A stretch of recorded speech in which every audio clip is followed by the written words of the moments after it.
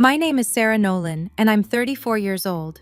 Yesterday morning, I woke up to 99 missed calls from my mother and sister, the same people who told me they needed space and to never contact them again.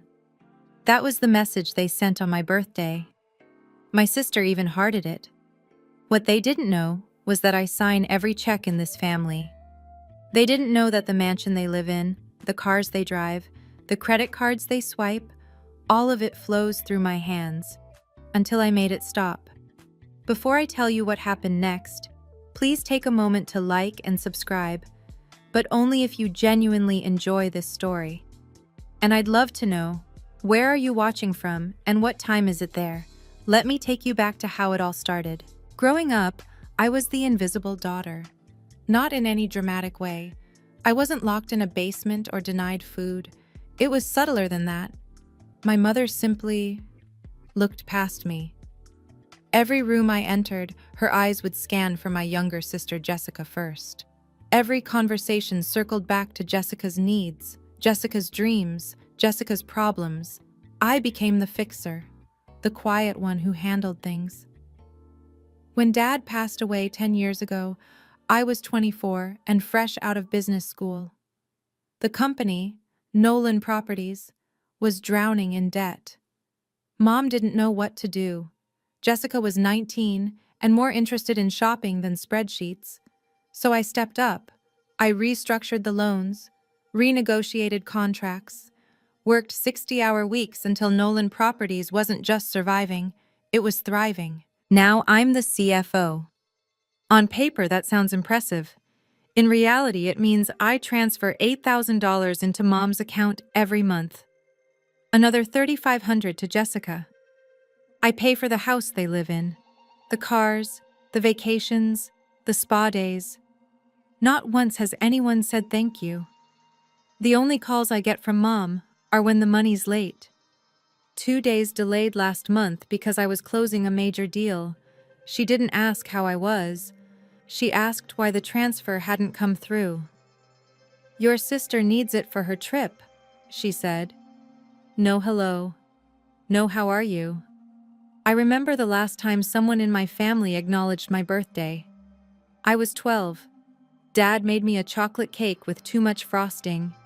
He wrote, "Happy birthday, my little CEO," in crooked letters. That was 22 years ago. Dad's been gone for 10 of them. And every year since, my birthday passes like any other day. At least that's what I thought this year would be. 3 weeks before my birthday, I discovered something that should have been impossible. It was an accident. Jessica forwarded a message to the family group chat, except we don't have a family group chat. At least, I didn't think we did. Turns out, there was another one. Mom and Jessica's private channel. The one without me. The forwarded message was brief. "Let's discuss the shares at Saturday's meeting. Jay, wear something nice." I stared at my phone. Shares? What meeting? I scrolled through the screenshots Jessica had accidentally included, dozens of messages I was never meant to see. "Mom, we should look into selling some company stock." Jessica, "Sarah won't like that." Mom, "Sarah doesn't need to know yet. She just handles the paperwork." My chest tightened. Jessica, "She acts like she runs everything. It's annoying." Mom, "Don't worry about her. She's always been difficult. No social skills. That's why she buries herself in spreadsheets." Jessica, "True, lol. She wouldn't understand business strategy anyway." Mom, "You're the one with the real business sense, sweetheart, like your grandmother." I set the phone down. My hands were shaking. For 10 years, I had rebuilt this company from the ground up. I had sacrificed weekends, relationships, any semblance of a personal life. And to them, I was just the difficult daughter who handled paperwork. But it was the date of their secret meeting that truly broke something in me. March 15th, my birthday. They were planning to discuss selling my father's company, the one he trusted me to protect, on my birthday, without inviting me, without even remembering why that date might matter. That's when I started paying attention. That night, I couldn't sleep. I sat at my kitchen table with a calculator and 10 years of bank statements. The numbers told a story I had been refusing to read. Monthly transfers to mom, $8,000 cars is 120 months, $960,000. Monthly support for Jessica, $3,500 is 120 months, it's owes $420,000. House payments, car leases, credit card bills, emergency loans that were never repaid, another $400,000 at least. In 10 years, I had given my family nearly $2 million. In return, I couldn't remember the last time Mom asked how I was doing, or the last time Jessica called just to talk. The only communication was transactional, money in, silence out. I thought about Dad, the way he used to look at me across the dinner table, like I was the only person in the room who understood him. The late nights we spent going over business plans when I was still in high school. His quiet pride when I graduated top of my class. "You're the only one I trust with this, Sarah," he told me, weeks before the cancer took him. "The company, the family, you'll take care of it all. I know you will." I had kept that promise, but somewhere along the way, taking care of the family had turned into funding their lifestyle while they erased me from their lives. I pulled out my phone and scrolled through my contacts. There was a name I hadn't called in years, Harold Weston, Dad's attorney and oldest friend. He reached out every year on the anniversary of Dad's death. Just a quick message, checking in. I always replied politely and briefly. I had never understood why he kept reaching out. Now I was starting to wonder. I made a decision. I wouldn't confront them. Not yet. Part of me wanted to call Mom immediately, to demand an explanation, to ask why they were meeting behind my back, why they thought I just handled paperwork, why they never remembered my birthday. But what would that accomplish? More denials, more gaslighting, more, "You're being too sensitive, Sarah." No, I wanted to see the truth clearly, and the clearest view would come on March 15th, the day they claimed to want to discuss company business, the day they apparently forgot was my birthday. I would wait. Watch. See exactly how my family treated me when they had no reason to pretend. In the meantime, I called Harold. He answered on the second ring, like he'd been waiting. "Sarah." His voice was warm, careful. "It's been a while." "I know. I'm sorry I haven't." "Don't apologize. I've always understood." He paused. "Are you calling about the letter?" I froze. "What letter?" Silence stretched between us. "Your father left something for you," Harold said slowly. "Instructions were to give it to you when you were ready. I've been waiting for this call for 10 years. My heart was pounding. Ready for what? He never said exactly, just that I'd know, and that you'd know. Another pause. "I think you might be ready now, Sarah. Am I wrong?" I thought about the screenshots, the secret group chat, the meeting planned for my birthday. "No," I whispered. "You're not wrong. I'll bring it to you, but not until you ask me to. This has to be your choice." I thanked him and hung up. My hands were trembling again, but not from anger this time, from something that felt almost like hope. March 15th arrived like any other Tuesday. I woke up at 6, made coffee, checked my work emails. The sun came through my apartment window the same way it always did. 34 years old today. I waited until noon before picking up my phone. My finger hovered over the family group chat, the one I was actually included in, the one where no one had posted in weeks. I typed a simple message. "Today's my birthday. Did anyone remember?" Then I pressed send and set the phone face down on my desk. I tried to focus on work. A contract needed review. Quarterly projections were due. The minutes crawled by. 1 hour, 2, 3. At 3:47 p.m., my phone buzzed. Mom's name flashed on the screen. My heart jumped. Maybe I was wrong. Maybe she remembered after all. I opened the message. We need space from you. Please don't reach out anymore. I read it 3 times, certain I was misunderstanding. But the words didn't change. Then came the notification. Jessica liked the message. My sister had hearted our mother, telling me to disappear from their lives. On my birthday. I sat very still. The afternoon light shifted across my desk. Somewhere outside, a car horn honked. Life continued, indifferent to the fact that my family had just excommunicated me with 11 words. I don't know how long I sat there. Eventually, muscle memory took over. I opened Instagram. Jessica's profile was public. She'd never bothered to add me.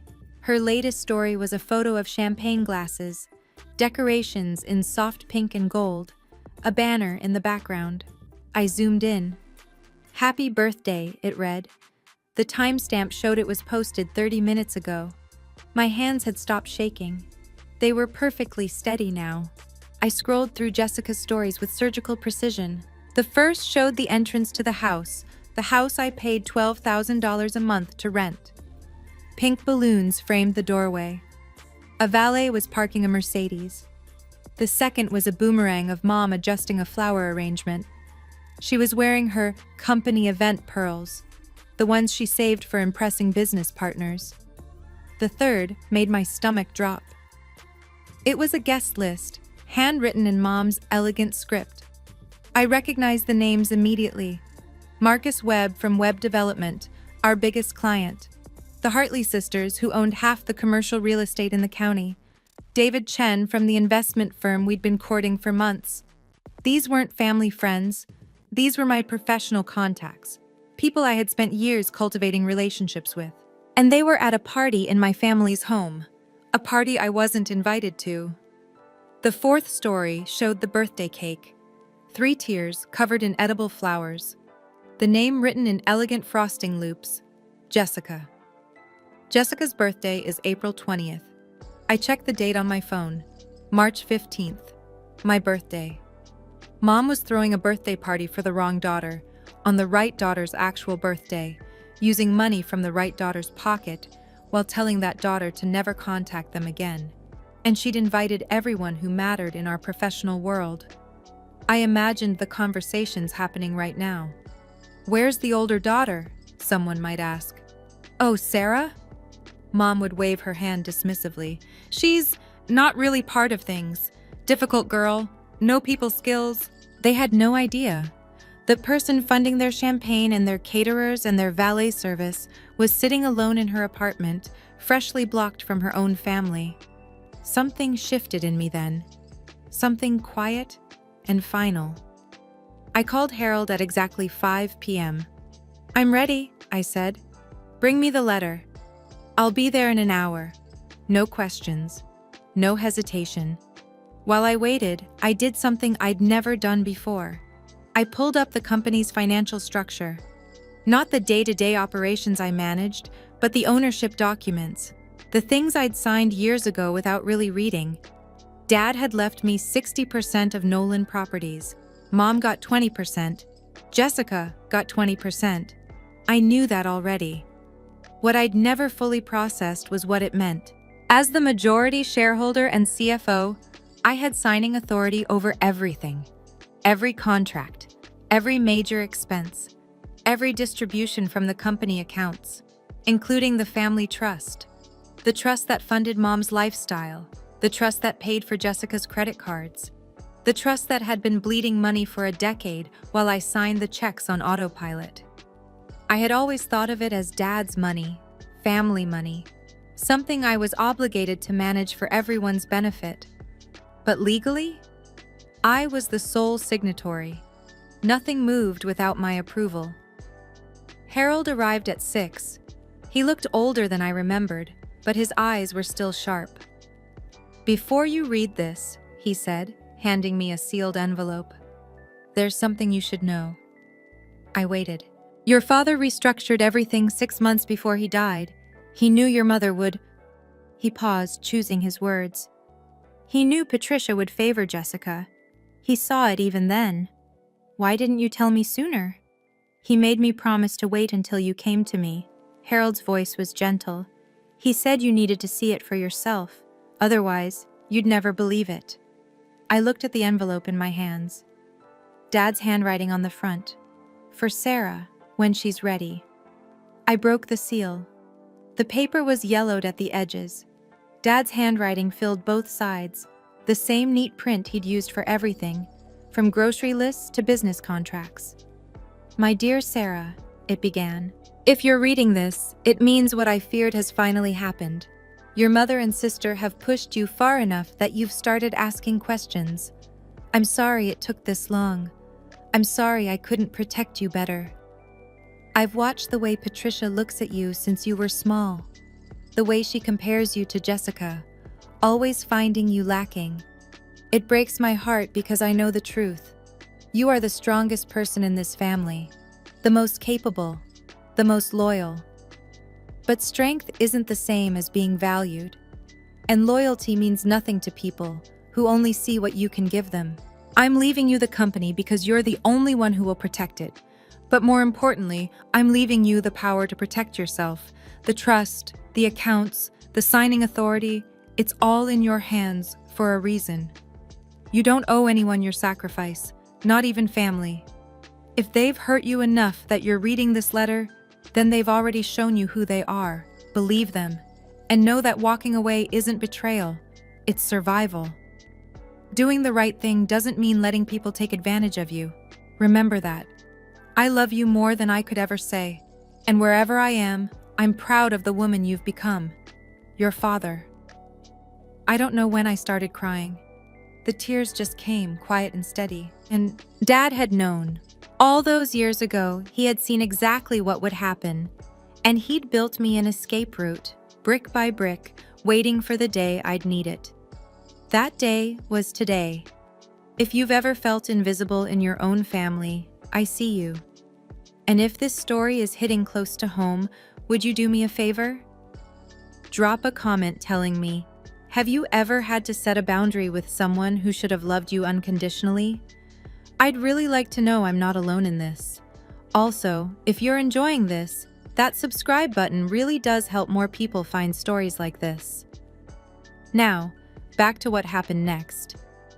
I folded Dad's letter carefully and placed it in my desk drawer. Then I looked at Harold. What are my options? He walked me through everything. As majority shareholder and sole signatory on the trust, I could freeze distributions immediately. I could restructure Mom and Jessica's access to company funds. I could, if I wanted, cut them off entirely. But that's not what you're planning, Harold said. It wasn't a question. No. I stood and walked to my closet. I'm going to that party. Harold's eyebrows rose. Are you sure that's wise? They're telling everyone I don't exist, that I'm difficult and have no people skills. I pulled out my best suit, charcoal gray, impeccably tailored, the same one I wore to board meetings. I want to see what else they're saying, and I want to see who's listening. Sarah, Harold's voice was careful. I should tell you, I was invited to that party. Marcus Webb asked me to come review some partnership documents. I turned to look at him. They don't know you're my lawyer, I realized. They think you're just the company attorney. Your mother never bothered to learn the details of the legal structure. A small smile crossed his face. She doesn't know I report to you. Something clicked into place. You'll be there. I will. And Marcus Webb will be there, our biggest client. He will. I thought about it. Mom telling everyone I was nobody. Jessica claiming credit for my work. And in that room, two people who knew exactly who I was and what I did. I wasn't going to make a scene. I didn't need to. I just needed to walk into that room and let the truth reveal itself. I'll see you there, I told Harold. I arrived at the house at 7:30. The valet took my car without a second glance. I walked up the familiar stone path, past the rose bushes Mom had planted last spring with money from my last bonus. The front door was propped open. Laughter and music spilled out. I could smell expensive perfume and catered hors d'oeuvres.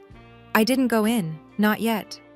Instead, I circled around to the side garden, where French doors led to the living room. The curtains were parted just enough to see inside.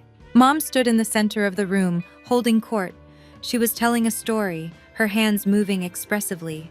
Several guests leaned in, including Marcus Webb, who I recognized from our quarterly meetings. I moved closer, staying in the shadows. "My older daughter?" Mom was saying.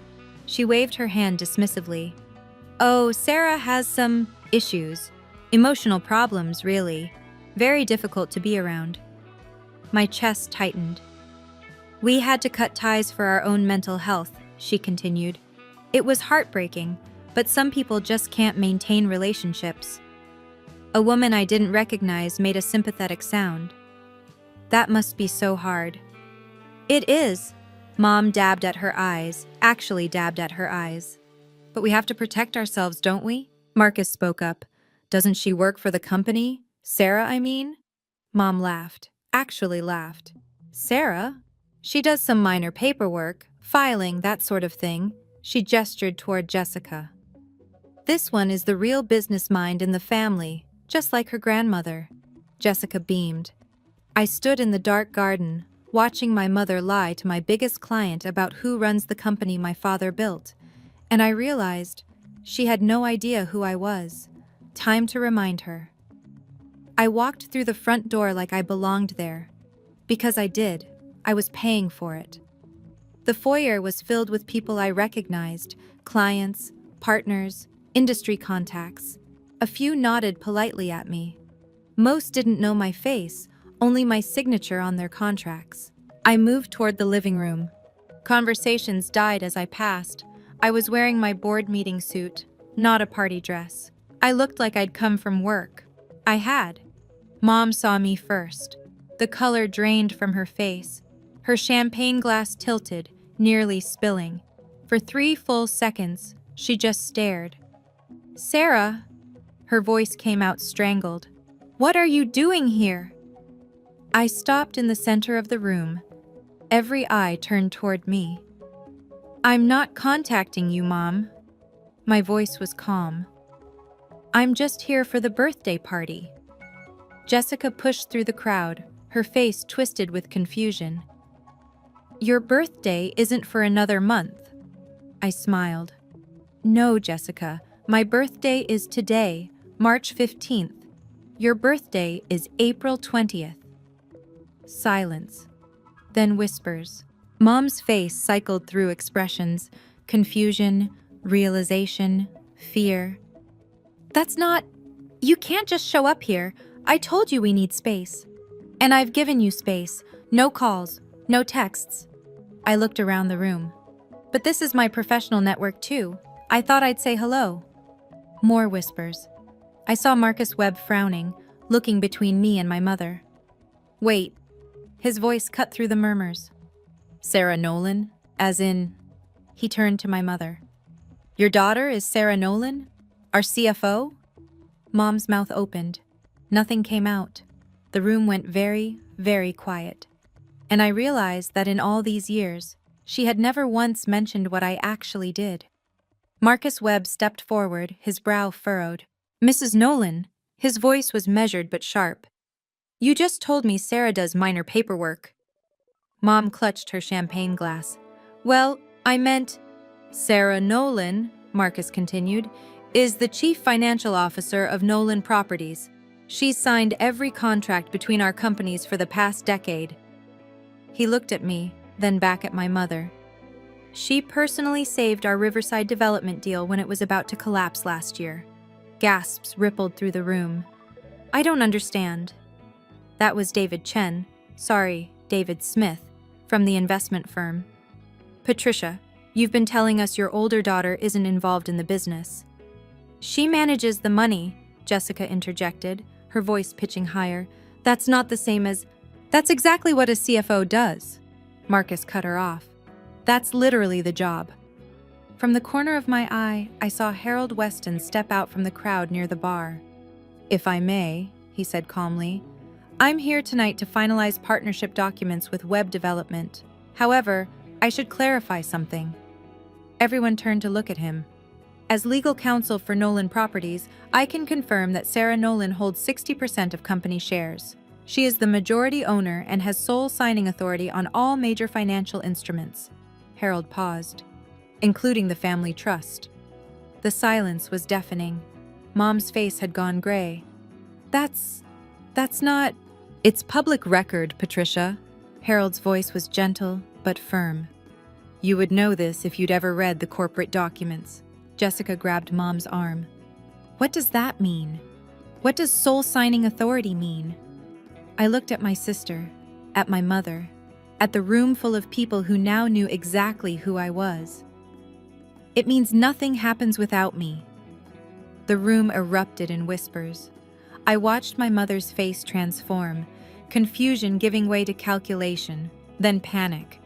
She had built her entire social identity around being the matriarch of Nolan Properties.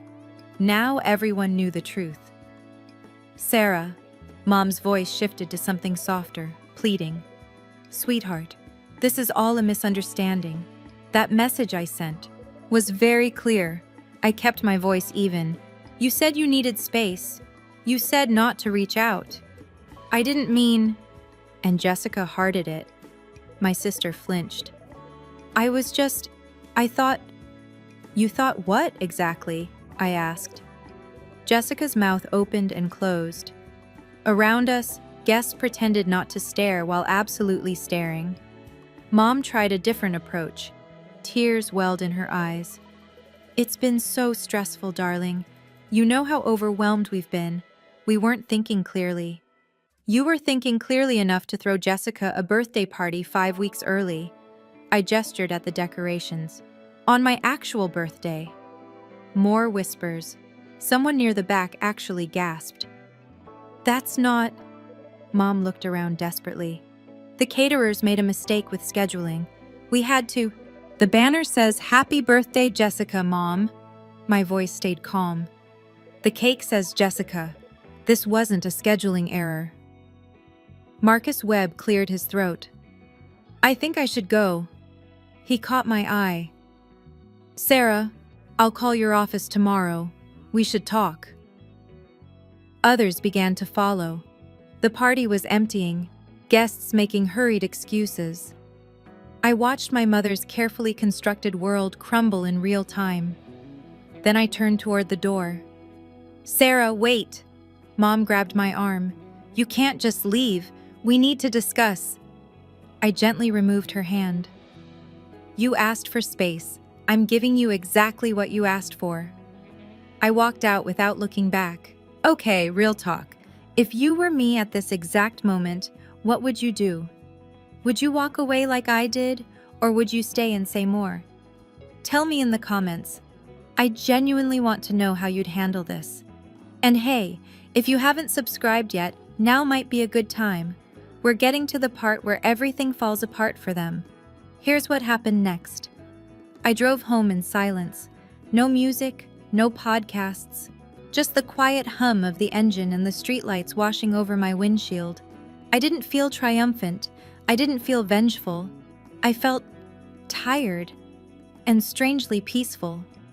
When I got home, I poured myself a glass of water and sat at my desk. I had work to do. First, I called the bank. The family trust had a standard review clause. Any signatory could request a temporary freeze pending evaluation. I exercised that right. How long will the review take? The account manager asked. As long as necessary, I said. Please process the hold immediately. Next, I emailed Harold a list of action items. Review all financial access for Patricia and Jessica Nolan. Audit distributions over the past 12 months. Prepare documentation for a formal restructuring of trust disbursements. Nothing illegal, nothing vindictive, just boundaries. Finally, I opened my phone settings. I found Mom's contact and pressed block, then Jessica's, then the group chat. They had asked me not to contact them. I was simply making sure I couldn't. I set my phone on the nightstand and lay down. For the first time in years, I didn't check my email before closing my eyes. I didn't worry about whether someone needed something from me. The ceiling was dark and still. My apartment was quiet. I thought about Dad's letter. Walking away isn't betrayal, it's survival. I wasn't walking away from my family. I was walking away from a version of myself that let people treat me like an ATM with a heartbeat. That night, for the first time in 10 years, I slept through until morning. No phone buzzing, no emergencies, no one needing anything, just silence. It was the best birthday present I'd ever given myself. I woke at 7 to sunlight and birdsong. For a long moment, I'd just lay there. No anxiety, no dread. My body had forgotten what it felt like to wake up without tension. Then I remembered. My phone was blocked. I unblocked the numbers just to check. 99 missed calls. The counter had maxed out. 47 voicemails. I scrolled through the call log. Mom's cell. Jessica's cell. Numbers I didn't recognize. Probably their friends' phones when they realized they'd been blocked. The voicemails started panicked and escalated from there. 8:47 p.m. Sarah, this is ridiculous. Call me back immediately. Mom's voice, clipped and angry. 10:15 p.m. The credit card isn't working. What did you do? Jessica, shrill. 11:30 p.m. Sarah, whatever point you're trying to make, you've made it. Now fix this. Mom again, less confident. 2:00 a.m. Please, please call us back. We need to talk about this. Jessica, crying. 6:15 a.m. Sarah, the bank says the trust is frozen. They won't tell us anything, please. Mom's voice cracked. Please, sweetheart. I set the phone down. My email held more of the same. All caps from Jessica. You can't do this. This is family money. A longer message from Mom, switching between accusations and pleas. I don't understand why you're punishing us. We love you. This is cruel. Please just call. At the bottom of my inbox, a different name, Marcus Webb. Sarah, I didn't know your family situation, and it's not my business, but I want you to know, my trust is with you, not them. Let's talk this week about moving forward. You have my full support. I read his email twice. Then I closed my laptop, made coffee, and watched the morning light fill my apartment. They would survive, but they'd have to do it without me. The next few days brought the reality home. Harold called with updates. The trust freeze meant all automatic payments had stopped.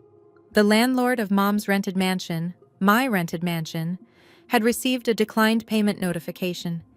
He'd called Patricia directly, confused. She tried to tell him it was a bank error, Harold said. He's giving her 30 days. Jessica's credit card had been declined at the spa where she tried to book a recovery day after the party disaster, then at her favorite restaurant, then at the gas station. Her car lease payment bounced. The dealership sent a notice. They're realizing, Harold said quietly, that everything they have flows through your signature. I felt no satisfaction hearing this, only a strange, hollow calm. What about the business partners? I asked. The ones who were at the party? Marcus Webb called this morning. He wants to strengthen your partnership agreement. Says he's more confident in the company now that he knows who's actually running it. I almost laughed. Almost. The Hartley sisters sent flowers to your office with a note apologizing for believing Patricia's stories about you. They sent me flowers? And a request for a meeting. They're interested in expanding their investment. I sat with that information. My mother had spent years telling everyone I was nothing. In one evening, the truth had unraveled all of it. Harold, I said, I don't want to destroy them. I just want to stop being used. I know. His voice was kind. Your father knew that too. That's why he set things up this way. You have the power to protect yourself without having to hurt anyone. Then let's figure out a sustainable arrangement, something fair. I'll draw up options. I thanked him and hung up. Fair. That was all I'd ever wanted. Mom showed up at my office 4 days after the party. My assistant buzzed me with barely concealed alarm. Ms. Nolan, there's a woman in reception. She says she's your mother. She's upset. I closed my laptop. I'll handle it. I walked to the lobby myself. Mom was standing at the reception desk, her makeup smudged, her designer blouse wrinkled like she'd slept in it. "Where is my daughter?" she was demanding. "I need to see my daughter right now." The receptionist looked relieved when she saw me. "Ms. Nolan, it's fine, Rachel. I've got this." Mom spun around. For a moment, her face crumpled with something like hope. "Sarah, thank God, we need to talk. This has all been a terrible—" "Not here." I kept my voice low and professional. "This is my workplace." "Then come outside. Come home. Please. We're family." "You told me not to contact you." "I didn't mean it." Her voice rose. Heads turned throughout the lobby. "You know I didn't mean it. We were just stressed. Jessica was pressuring me.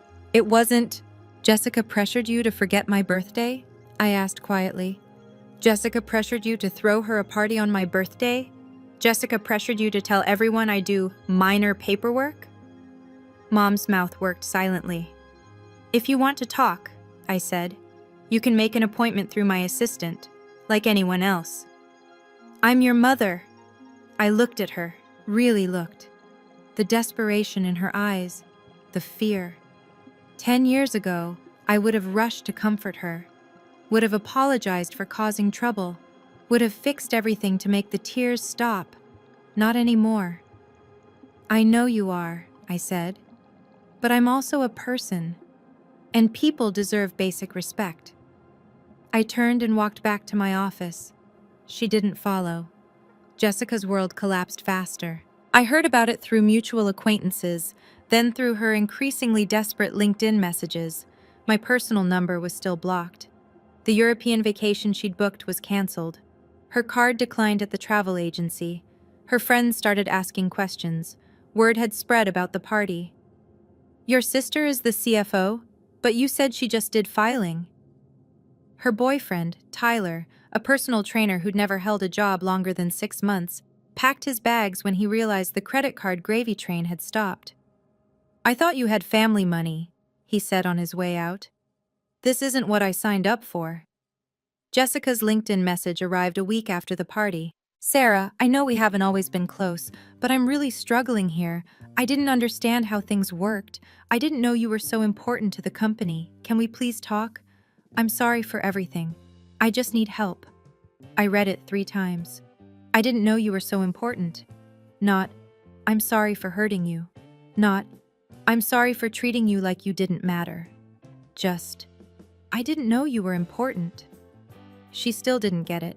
She wasn't sorry for the years of dismissal, the cruel comments, the hearted text message. She was sorry because the money stopped. I typed a reply, then deleted it. Typed another, deleted that too. Finally, I wrote, "I appreciate you reaching out. When you're ready to have a real conversation about our relationship, not about money, let me know." I didn't hear back. The truth was harder to accept than I'd expected. My sister didn't miss me. She missed my wallet, and that hurt more than anything else. 2 weeks after my birthday, I sent a letter. Harold delivered it personally to Mom's house. I didn't trust email for something this important. "Dear Mom and Jessica, I'm not cutting you off, but I'm also not continuing a relationship that only works when I give and you take. If you want to be part of my life, I'm open to that. But it has to be based on mutual respect, not on what I can provide financially." Effective immediately, the family trust will be restructured. You will each receive a fixed monthly allowance, $3,000 for Mom, $1,500 for Jessica. This is enough to live comfortably, but not lavishly. The allowance is not dependent on our relationship. You'll receive it whether we speak or not. But it's also not negotiable. This is what the trust can sustainably support without depleting principal. If you want more, you'll need to earn it. Jessica, you're 29. It's time to build your own career. Mom, the allowance covers a modest apartment and living expenses. The mansion lease will not be renewed. I know this isn't what you wanted to hear, but I've spent 10 years giving everything I had to a family that treated me like I was invisible. That's over now. I love you both.